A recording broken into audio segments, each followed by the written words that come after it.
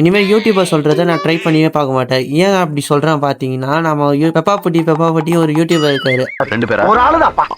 அவருக்கு வந்து காந்தார முட்டை செஞ்சாரு. சரி நானும் ட்ரை பண்ணலான்ட்டு கடைக்கு போயிட்டு பொருள் கீரெல்லாம் வாங்கிட்டேன். வாங்குனதுக்கு தான் தெரிஞ்சது அதில பார்த்தீங்கன்னா, ஒரு முட்டை உடைஞ்சு போய் கிடக்கு.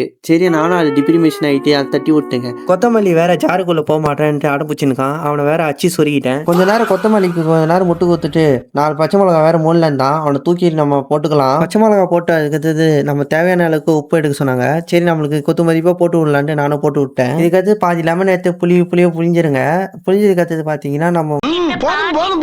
லிஸ்ட் பெருசா போய்கிட்டு இருக்கு. மிக்ஸில போட்டு ஒரு கிட்டு ஒரு சுத்து விட்டீங்கன்னா சட்னி ரெடி. முட்டும் பார்த்தீங்கன்னா ரொம்ப சூடா இருக்காப்புல. ரொம்ப டென்ஷன் பார்ட்டி போல இருக்குது. அவனை தூக்கி ஐஸ் வாட்டர்ல போட்டுக்கலாம். அவனை போட்டு உரிய உரிச்சிக்கிங்க. முட்டையை 2ஆ வச்சுட்டு நடுவில் பார்த்தீங்கன்னா புதினா சட்னி மாரி அவனை இருக்கான். அவனை தூக்கி அவனை வச்சிட்டோம். அவனை வச்சதுக்கு நம்மளுக்கு சாப்பிட்றதுன்னு ஒருத்தனை தேத்தி வச்சுக்கிறேன். அவன் வாயில போட்டோன்னே நல்லா இருக்குன்னா அப்பயே எனக்கு மூஞ்சியை பார்த்தோன்னே டவுட் ஆயிடுச்சு.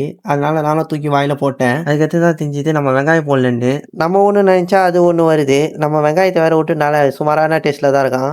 இந்த காணொலியில் நான் சொல்ல வர கருத்து என்னவென்றால், சார் அவர் இந்த உலகத்துக்கு ஏதோ ஒரு முக்கிய செய்தி சொல்ல வராரு. அவர் கொஞ்சம் சொல்ல விடுங்க. உருப்படியா செய்யுங்க. இந்த மாதிரி அரைகுறையா செஞ்சு இது மாதிரி மொக்க வாங்காதீங்க. இதோட நாளைக்கு பார்க்கலாம். Bye bye tata good bye गया।